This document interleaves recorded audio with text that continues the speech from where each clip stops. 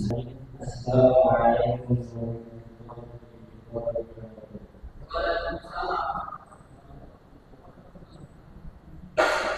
Alhamdulillah, alhamdulillah, wabillahi nasta'in wa ala alihi wassalatu wassalamu ala nabiyyina wa rasulina Muhammadin sallallahu alaihi wasallam wa ala alihi wa sahbihi wa man tabi'ahum bi ihsan ila yaumil din. Bapak Ibu jemaah kajian sama marilah kita senantiasa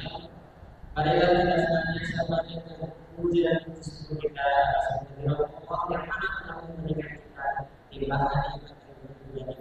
Sehingga dengan nikmat tersebut kita ada sempurna yang beribadah kepada Allah Subhanahu wa taala dan selalu bersungguh istiqomah dalam jalan ini. Selawat dan salam kita aturkan kepada junjungan kita Nabi besar kita Muhammad sallallahu alaihi wasallam serta para keluarganya, para sahabatnya, dan para tabi'in serta para pengikutnya selama seluruh dunia. Bapak-bapak, ibu-ibu, jemaah kajian sama yang berdirinya saya di sini sebagai MC akan membacakan acara yang pertama yaitu pembukaan, yang kedua acara inti, yang ketiga lain-lain sesi tanya jawab yang keempat penutup. Memasuki acara pertama yaitu pembukaan, kita buka dengan bersama-sama. Bismillahirrahmanirrahim. Yang kedua yaitu acara inti, yaitu kajian samara yang bertema fikih buku yang akan dibawa oleh beliau Ustaz Agus Banjur. Dengan ini kepada beliau waktu dan tempat kami persilakan.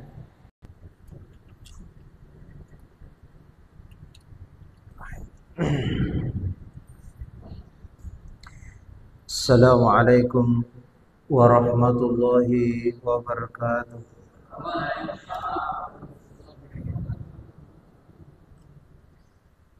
Innal hamdalillah nahmaduhu wa nasta'inuhu wa nastaghfiruh wa na'udzu billahi min shururi anfusina wa min sayyiati a'malina.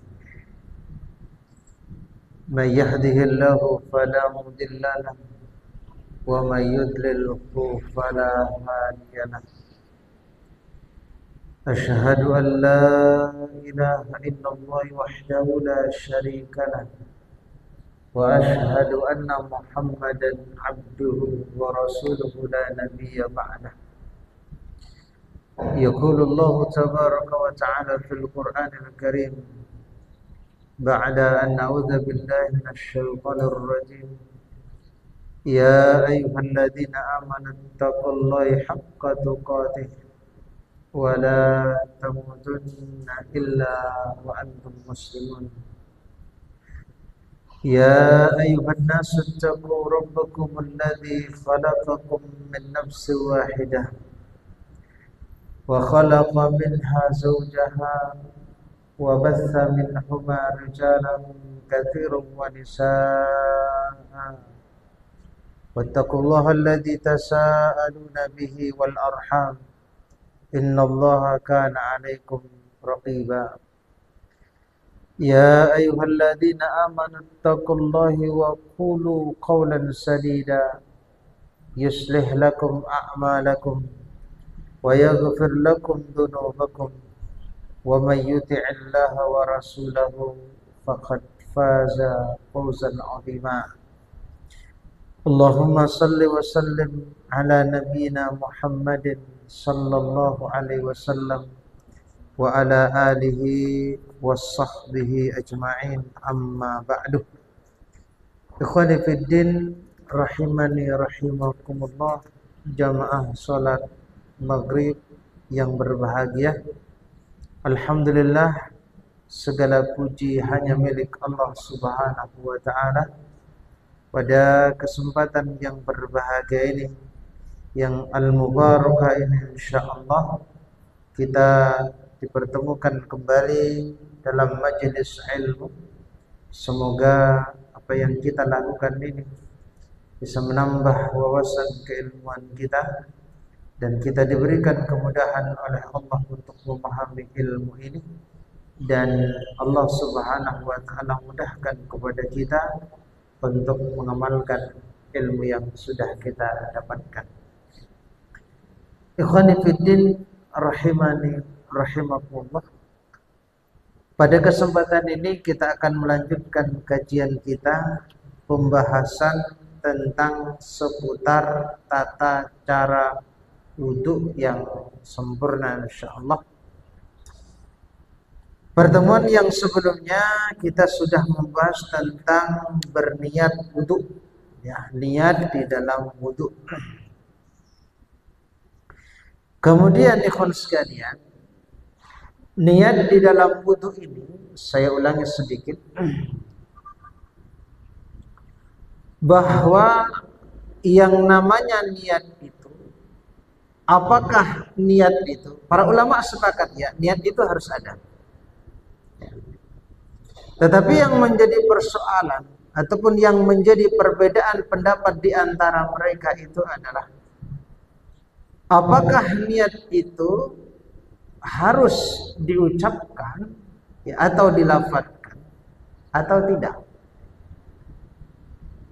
Ya. Ikhwani fiddin rahimani rahimakumullah. Kalau di dalam mazhab Syafi'i, sebagaimana yang sudah kita jelaskan pada pertemuan yang sebelumnya itu, ya, mazhab Syafi'i sendiri mereka berpendapat, mereka mengatakan bahwa yang namanya melafadzkan niat itu adalah mustahab, ya, mustahab. Mustahab itu berarti dianjurkan, ya. Maka ikhwan sekalian, boleh bagi kita ini untuk melafadzkannya itu, nawaitul wudu'a lillahi ta'ala. Boleh melafadzkan itu menurut mazhab Syafi'i, baik dalam wudu ataupun sholat ataupun ibadah-ibadah yang lainnya, ya. Tetapi harus kita pahami pula, kalau ataupun bila merasa tidak perlu untuk melafadzkan niat itu, tidak perlu untuk melafadzkan nawaitul wudu'a, ya, usolli dan lain sebagainya itu, maka tidak melafadzkannya pun tidak masalah. Itu yang harus kita bawahi, ya. Namun ikhwan sekalian, bila mewajibkan atau mengharuskan melafadzkan niat, maka ini keliru, ya, maka ini keliru, baik dalam mazhab Syafi'i ataupun dalam mazhab yang lainnya, ya. Sekali lagi, kalau mazhab Syafi'i itu mustahab, itu dianjurkan. Kemudian di sana ada pendapat yang berbeda, yakni pendapatnya Syekhul Islam Ibnu Taimiyah rahimahullahu taala. Beliau berpendapat bahwa tempat pengucapan niat itu adalah di hati.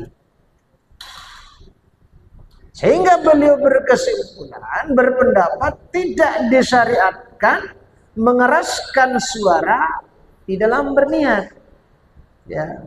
Tidak perlu itu yang namanya nawaitu, tidak perlu yang namanya usolli. Bahkan beliau dengan tegas berpendapat itu hukumnya bid'ah. Itu kata Ibnu Taimiyah.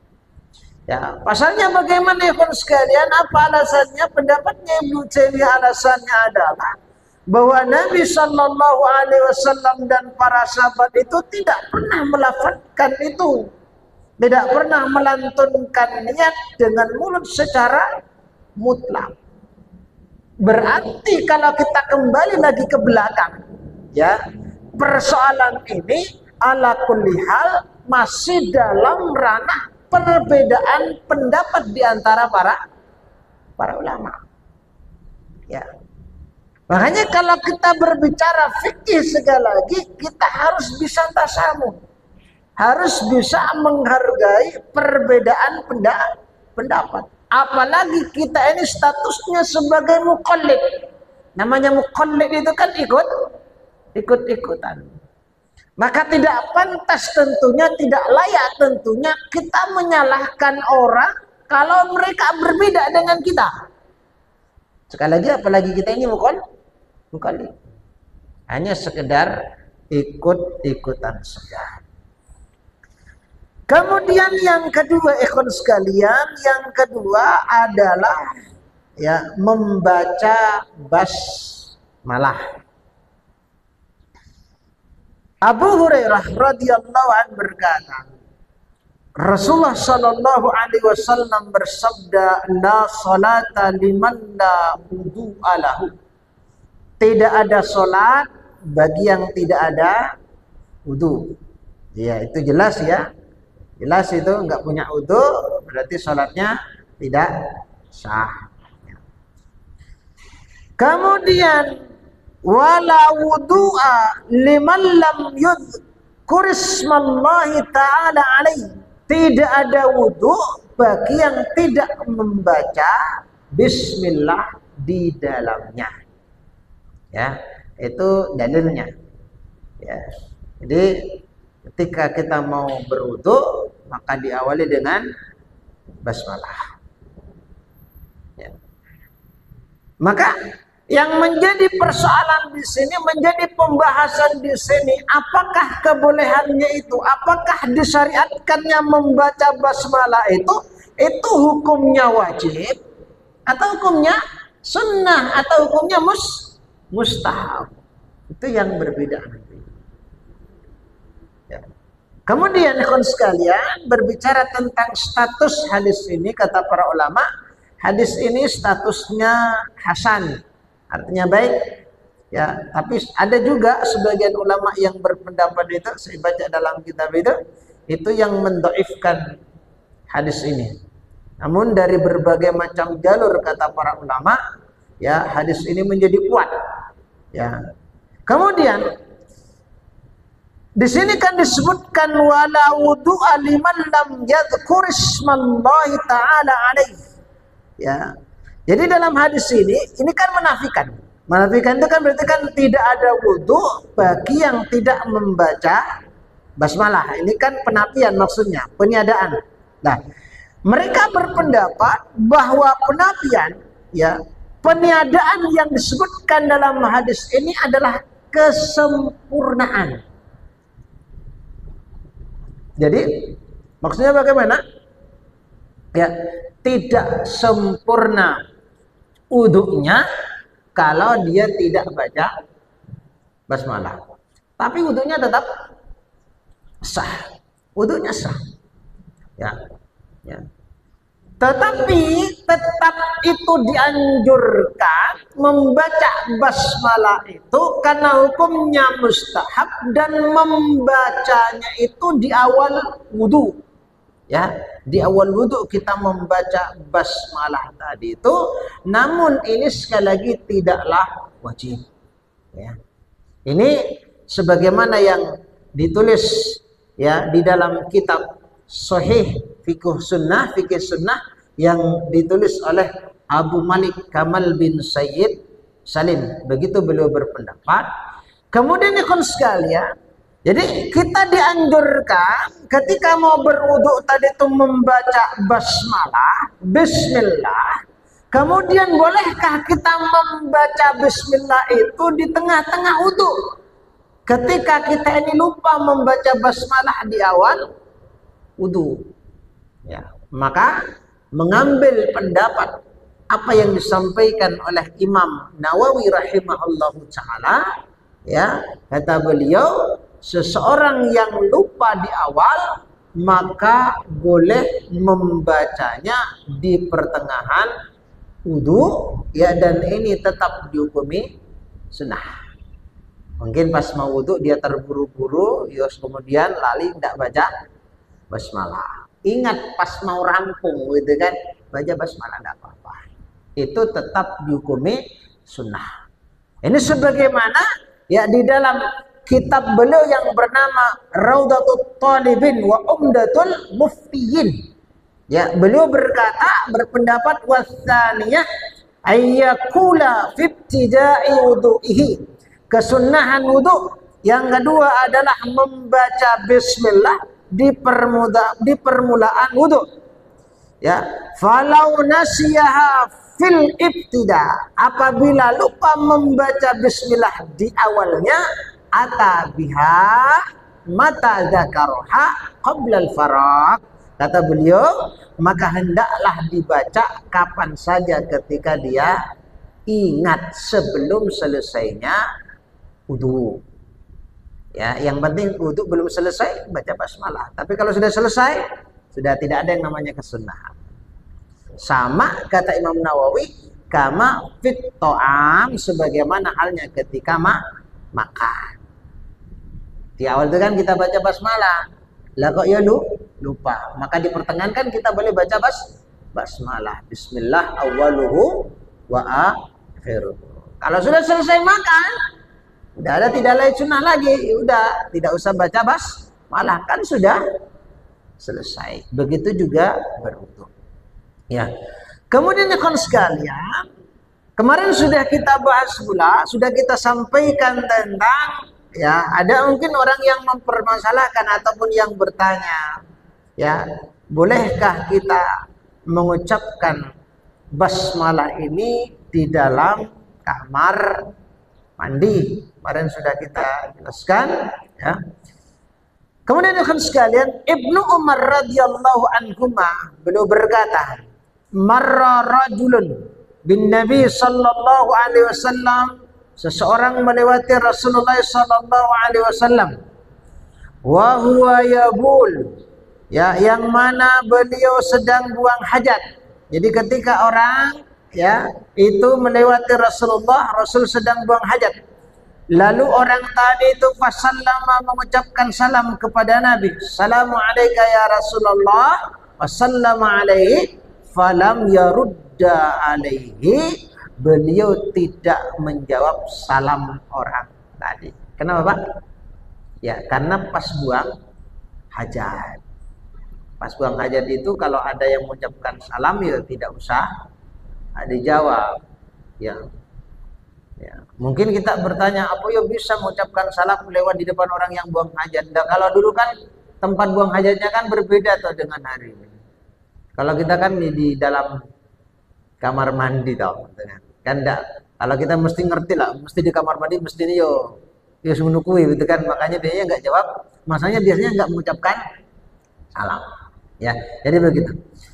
Kemudian ikhwan fillah rahimani rahimakumullah, di dalam riwayat yang lain juga disebutkan wa anil muhajir, ya, wa anil muhajir bin Qunfus radhiyallahu anhu qala ataitu an-nabiy sallallahu alaihi wasallam wa huwa yabul, aku mendatangi Nabi sallallahu alaihi wasallam, beliau dalam keadaan yabul, dalam keadaan kencing pipis. Fasallama alaihi, kemudian beliau salam kepada Nabi, falam yarudda alaihi, tapi Rasulullah tidak menjawab salam orang tadi hatta tawaddu'a, ya, hingga selesai berwudu, thumma i'tadara ilayya.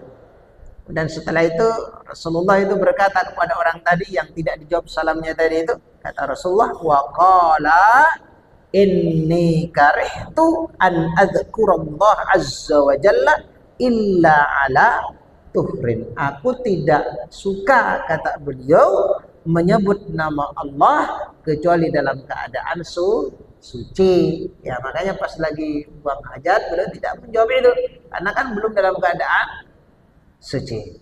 Subhanallah, ya.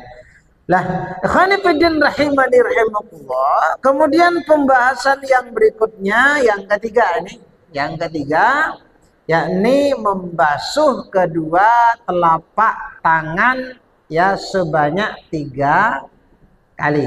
Ya, ini lanjutannya kemarin. Ya.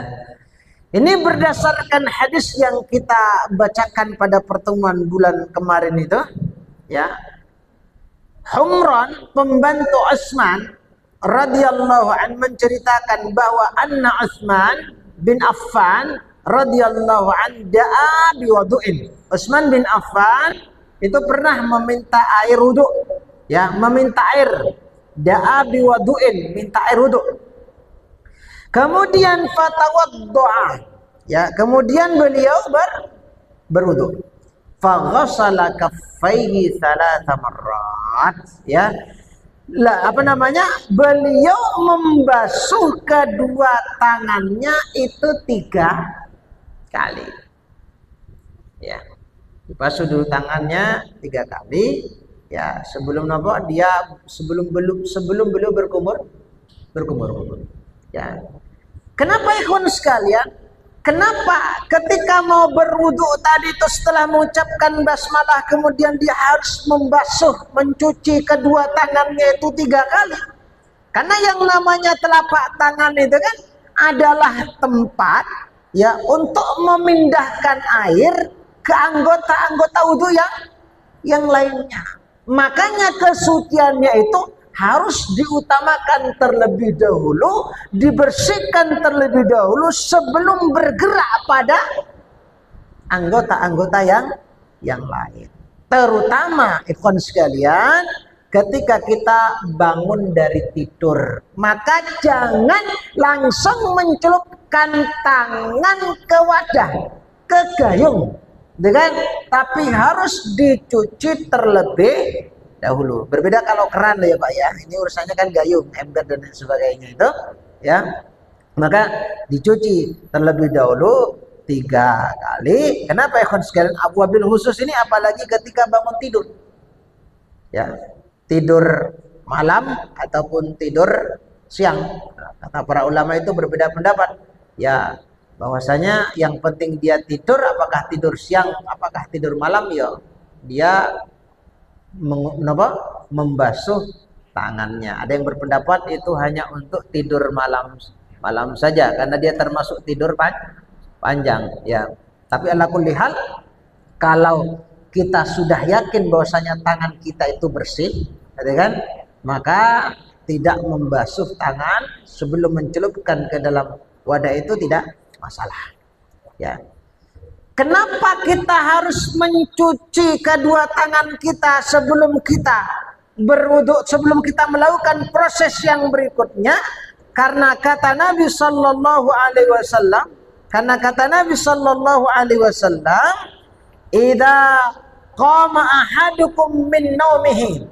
Apabila seseorang bangun dari tidur, min naumi, dari tidurnya, maka falyaghsil yadaihi, apabila seseorang bangun dari tidur, maka hendaklah dia hendaklah dia mencuci, membasuh yadaihi, kedua tangannya, qabla, sebelum dia ayudkhilahuma, memasukkan kedua tangan itu fi ina, ke dalam bejana, talata, 3 kali. Kenapa?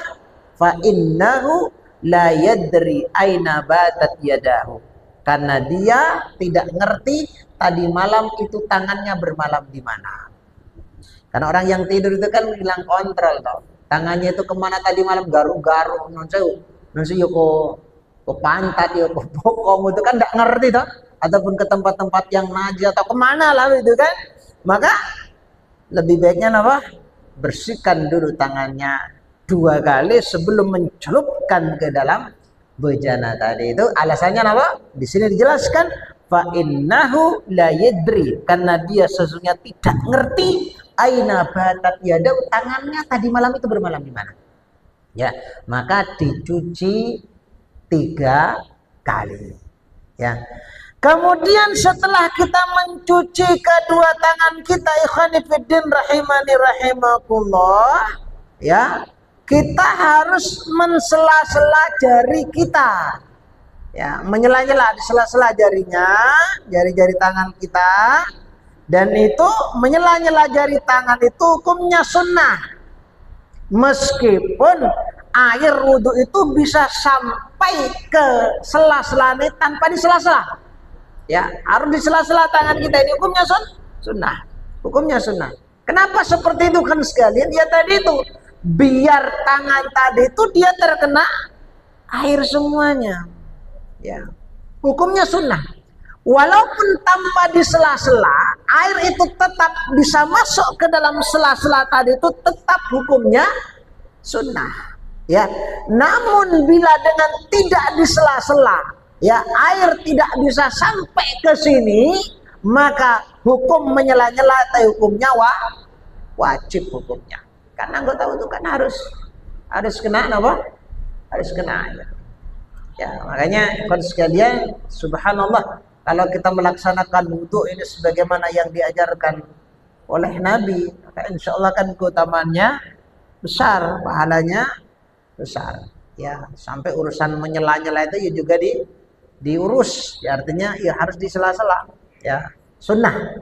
Ya, kalau air tidak bisa sampai tanpa harus disela-sela, maka menyela-nyela hukumnya wajib, harus disela-sela. Ya, dimasukkan. Ya, dimasukkan antara kanan dengan kiri. Kemudian yang berikutnya, ikhwani fiddin rahimani rahimakumullah, ya, yang ketiga adalah berkumur-kumur dan memasukkan air ke dalam hidung. Ya, berkumur-kumur memasukkan air ke dalam hidung. Lah, kedua perbuatan ini, memasukkan air ke dalam mulut kita, kemudian memasukkan air ke dalam hidung kita, itu hukumnya wajib. Sekali lagi, ini menurut pendapat ulama yang paling kuat, sebagaimana yang disampaikan oleh Abu Malik. Ya, berarti kan ini terjadi perbedaan. Ya. Dan yang namanya berkumur-kumur itu,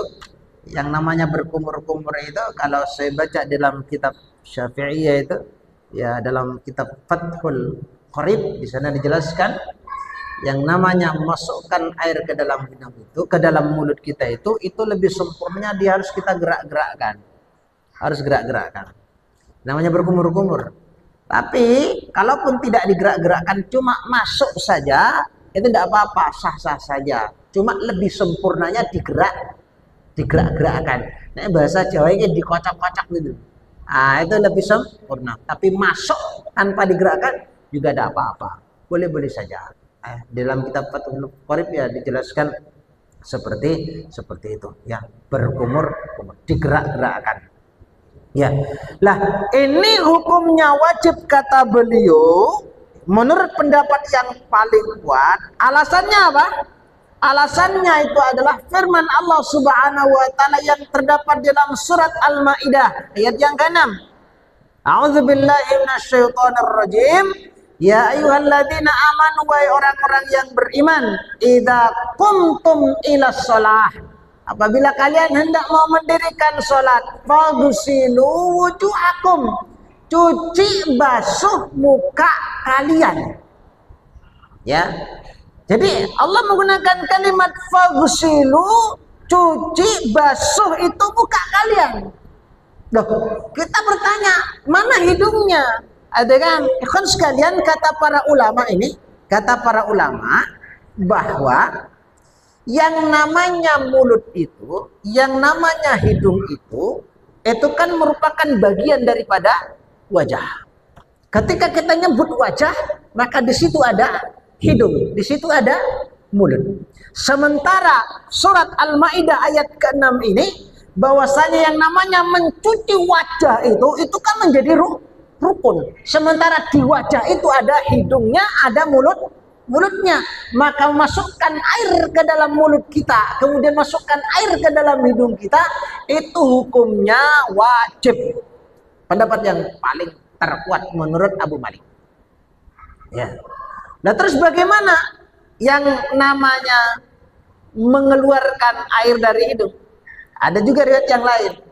Sebenarnya kalau mengeluarkan air dari hidung itu kan ketika air itu masuk kan mestinya ya keluar kan, tidak mungkin didiamkan di dalam, gitu kan? Maka secara otomatis yang namanya istinsar itu mengeluarkan air dari hidung, ya itu juga hukumnya wajib. Kan sudah masuk mau di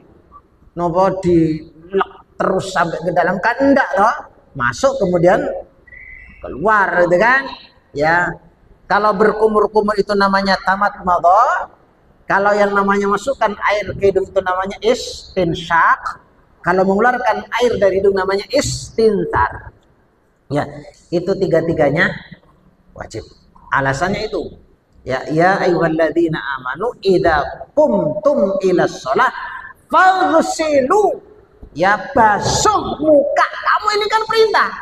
Ada kan muka. Berarti kan di situ kan ada hidung, ada mulut. Itu kan berarti hukumnya wajib. Kemudian dalam riwayat yang lain juga disebutkan riwayat Laqit bin Sabrah.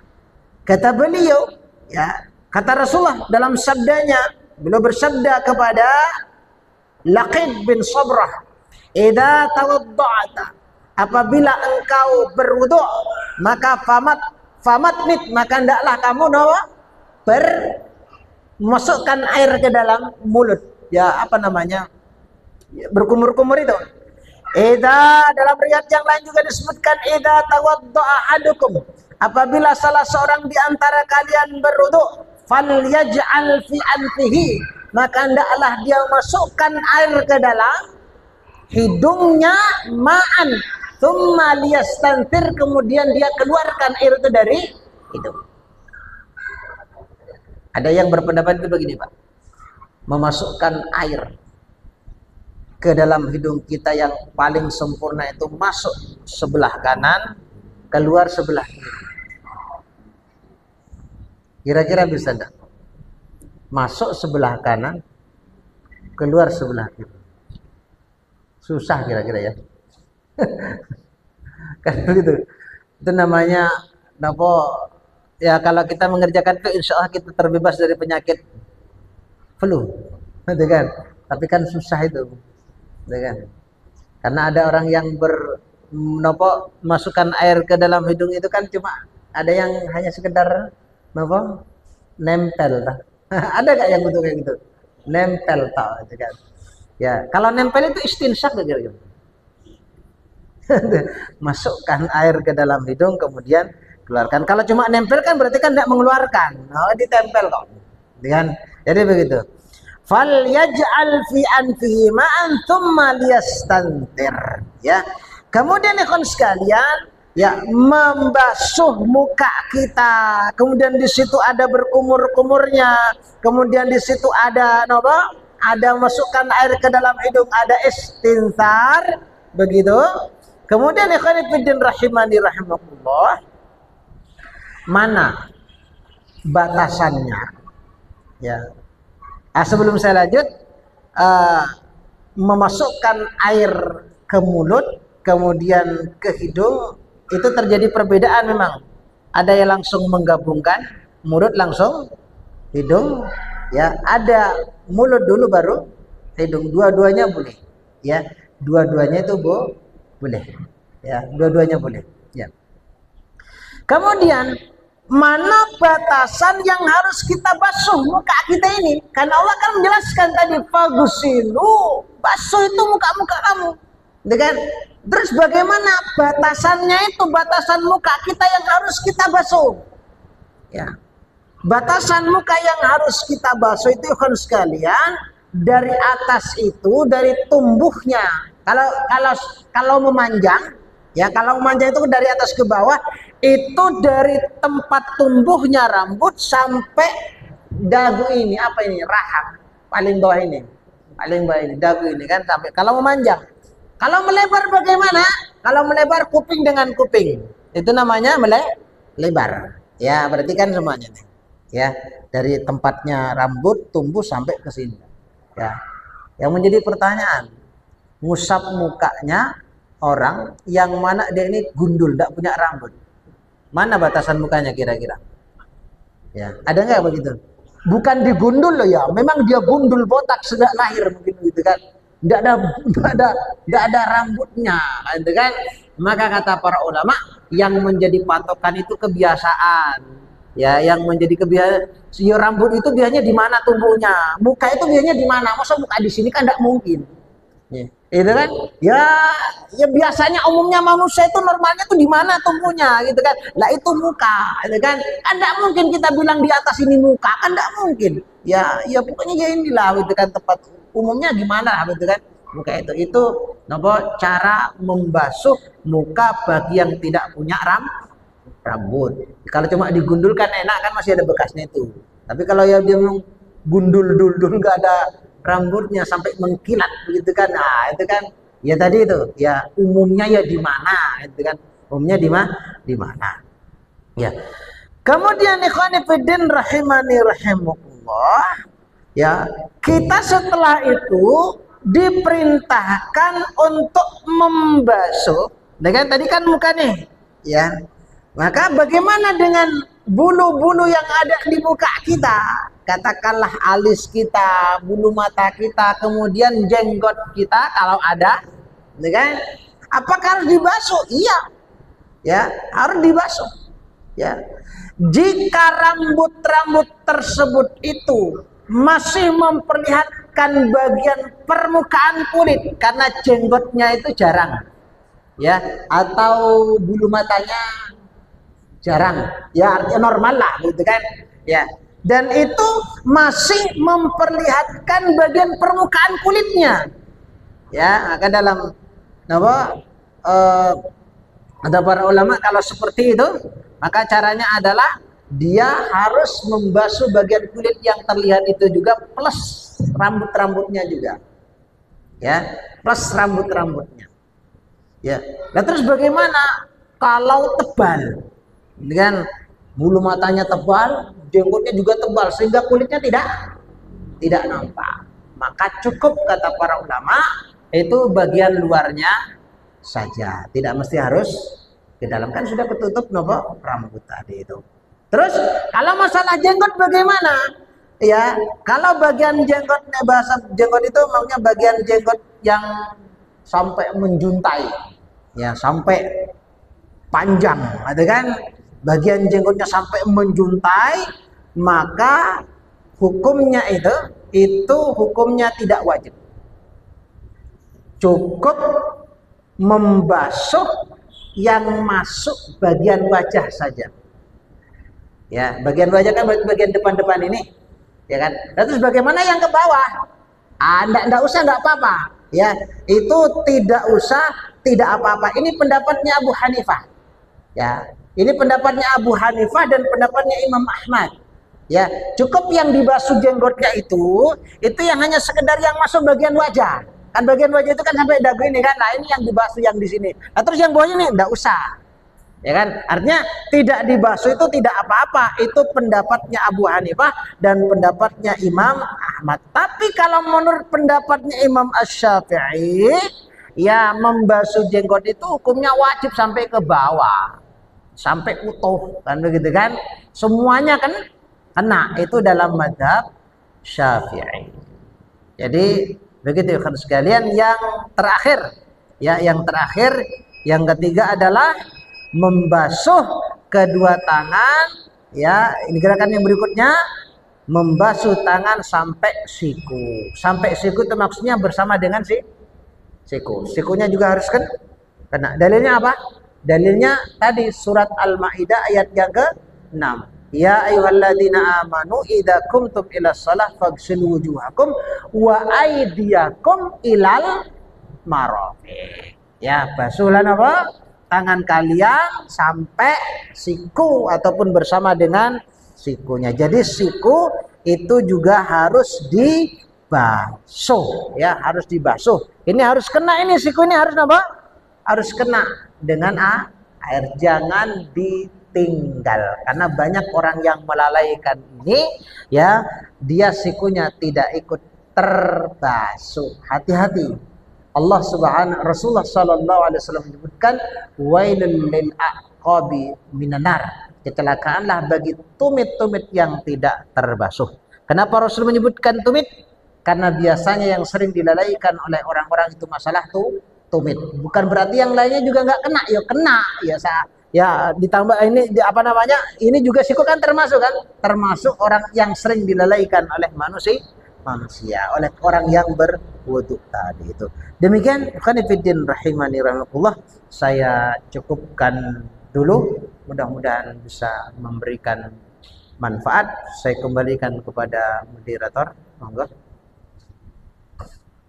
Pendapat bahwasanya memasukkan air ke dalam hidung itu bisa dengan cara memasukkan lewat kanan, keluar lewat kiri. Tapi kemudian bisa nggak kira-kira? Bisa enggak?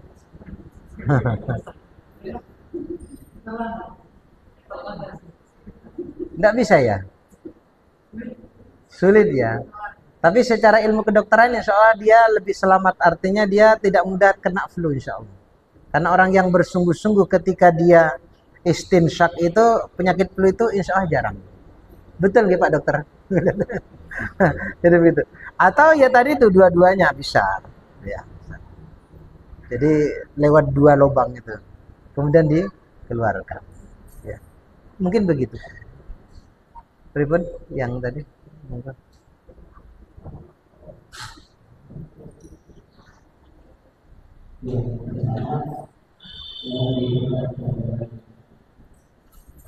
Bagaimana ketika kita sakit, namun masih berkeringat, nah dalam berbagai negara sahabat ketika kita di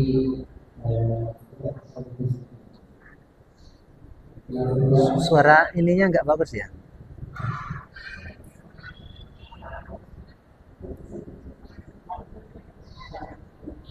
Nah, monggo Bu. Saya kurang jelas. Perlu diulang. Jadi dalam kondisi kita sakit di atas tempat tidur, namun kita masih bisa atau diizinkan secara medis terkena air. Nah ini mohon diberikan gambaran tentang proses diwudhukan di batu wudhu. Iya. Itu yang pertama. Yang kedua, batasan penggunaan air ketika kita berwudhu. Apakah untuk menjangkau sunah-sunah wudhu yang telah disebutkan kita harus memperbesar jadi air yang kita pakai atau mungkin ada batasan yang sesuai sunah tadi. Ya. Demikian. Cara mewudhukan. Ya, tinggal diwudhukan saja. Dikumur-kumur ya iya, tangannya ya iya, tapi kan mulutnya kan bisa bergerak kan, artinya berkumur kan bisa kan ya. Ya diwudhukan. Dia tangannya juga dibasuhkan kan begitu kan, ketika dia mau berwudhu kan tangannya dibasuh, kemudian kanan kiri, kemudian mukanya, kemudian menghirup air ke hidung, kemudian ke mulut, ya seperti biasa kan, dia kan artinya kan masih hidup toh. Kalau yang meninggal kan beda lagi ya kan, artinya kan dia melakukan aktivitas wudhu itu kan sempurna bisa kan, cuma dia tidak bisa melakukan sendiri, maka ya dibantu sebagaimana biasanya. Ngoten nggih. Napa kurang paham? Mudah-mudahan belum jelas. Biar nanti bisa ngambil dikaji lagi. Kemudian yang berikutnya tentang pripun Pak Dokter? Hah?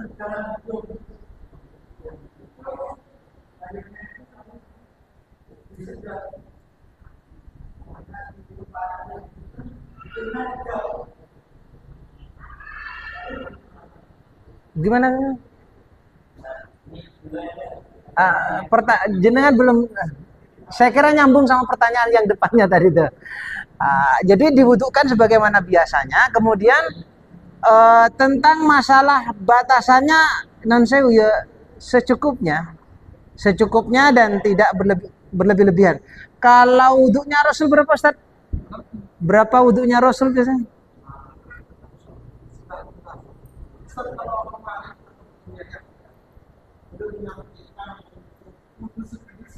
Ya, mengalir.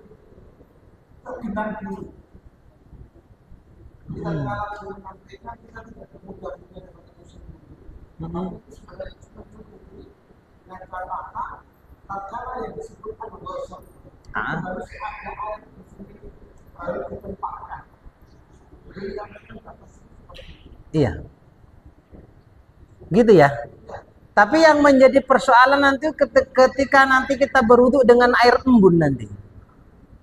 Padahal air embun itu kan sah untuk dipakai berwudu, sah, suci dan mensucikan. Apakah harus tergenang juga?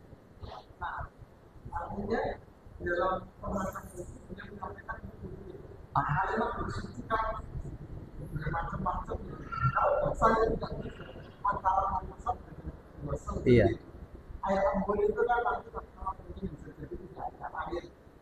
Ah,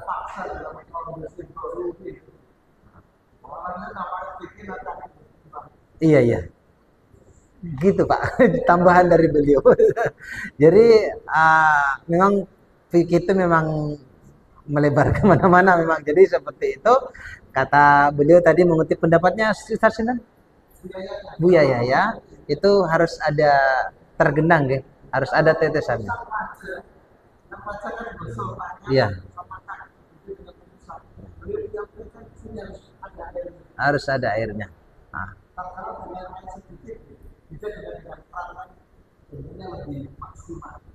nggih. Dengan aqua. Nggih, ngoten Pak.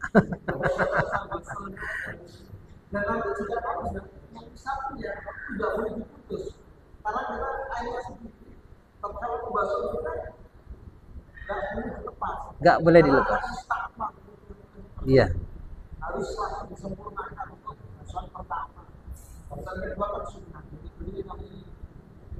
Ya. Jadi begitu pendapatnya beliau harus. Kalau yang saya pahami ya yang penting basah. Udah cukup yang saya pahami begitu. Yang saya baca-baca begitu. Tapi kata beliau tadi harus ada air yang tergenang tadi. Wallahu a'lam bishawab. Ya beda tadi itu kata beliau. Jadi beda. Kalau mengusap itu kan berarti kan tidak harus tergenang kan? Dilepas. Iya. Iya. Berarti kan mengusap itu kan tidak ada air yang menetes istilahnya kan gitu kan. Dia cuma nempel kemudian yang namanya mengusap ya memang diusap. Wallahu a'lam bishawab. Jadi begitu.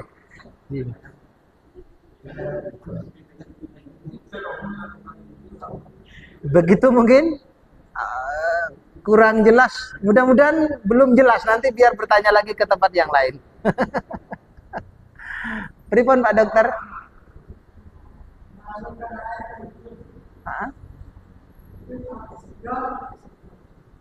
Nggih, jenengan sedot, kemudian keluarkan.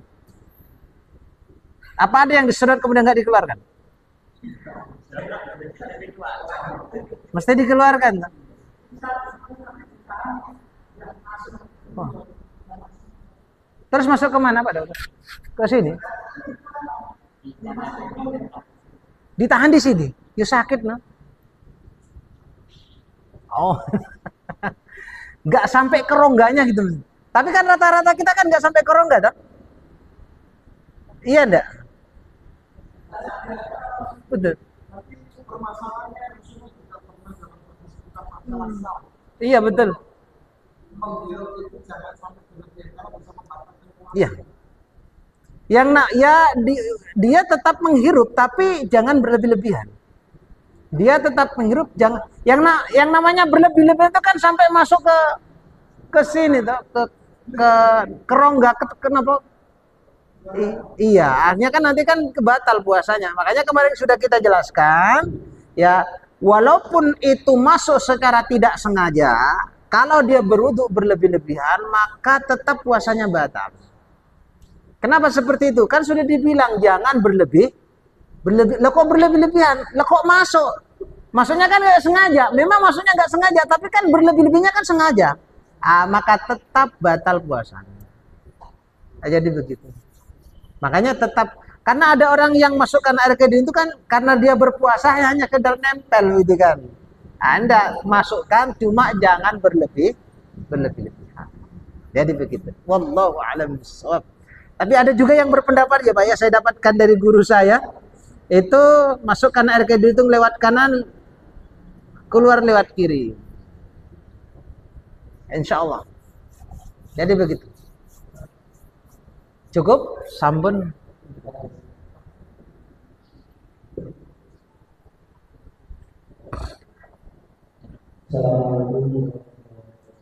Waalaikumsalam.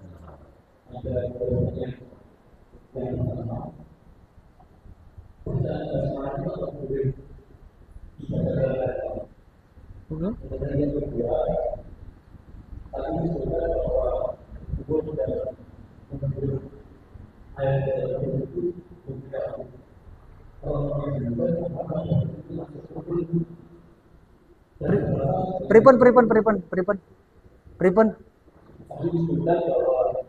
Berumur dan air itu hukumnya wajib. Iya. Nggih. Kalau wajib, apakah berarti itu masuk rukun? Termasuk rukun, ya. Iya. Kalau kemudian termasuk berapa rukun? Nggih. Assalamualaikum warahmatullahi wabarakatuh. Ya. Yang pertama diulangi sedikit. Dipancing jenengan aja, dipancing masalah apa tadi? Oh, ya. Jadi kalau baca basmalah itu, kalau kita berada di luar kamar mandi, maka harus diucapkan, dilisankan. Tapi kalau dalam kamar mandi, cukup dalam hati. Karena dalam kamar mandi kan kita tidak boleh menyebut nama Allah. Tapi kalau di luar, maka dilisankan. Ya. Kemudian yang kedua, tentang pertanyaannya apa tadi? Oh iya. Jadi sebagaimana kita jelaskan tadi, Bapak sekalian, kita sampaikan tadi yang namanya hidung, yang namanya mulut itu kan masuk bagian wajah. Sementara mengusap wajah itu, mencuci membasuh wajah itu kan termasuk rukun. Berarti hidung dan mulut itu termasuk rukun kalau dia bagian daripada wajah. Jadi sekali lagi, membasuh, mencuci muka kita ini pagsil itu kan wajah itu kan rukun. Dalam surat Al-Maidah ayat 6 itu nggih, ada berapa itu rukunnya? Ada 4 nggih. Wajah itu kan termasuk rukun. Lah hidung dan mulut itu kan bagian daripada wajah. Berarti dia juga termasuk rukun. Kalau kita memahami bahwasanya hidung dengan mulut itu bagian daripada wajah. Ngoten? Apa ada tambahan? Ada ikhtilaf? Ya, memang ada ikhtilaf. Ya, betul.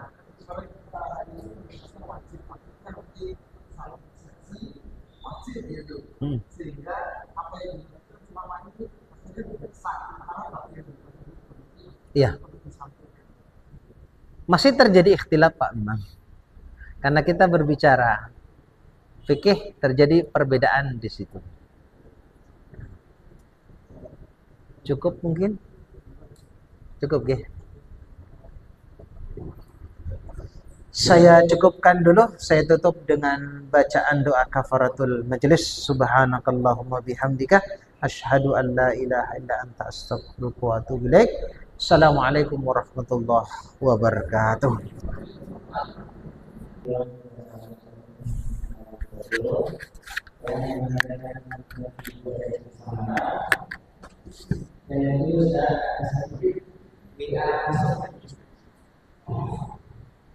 Ini bisa kita lakukan juga atau saudara menggunakan sekaligus bersama ada yang masuk tadi dalam semua kita selanjutnya yaitu informasi laporan keuangan kajian semata per tanggal 30 Juli 2024 2.256.500 pemasukan 1.814.000 pengeluaran 1.029.500 saldo hari ini tanggal 6 Agustus 2024 Rp3.021.000. Dengan ini mari kita sama-sama berdoa sambil mendoakan agar seluruh jamaah kajian bersama semuanya bersemangat dalam mengaji. Untuk menutup acara ini, mari kita tutup bersama-sama. Alhamdulillah ini dan doa kepada majelis. Subhanallah kita semoga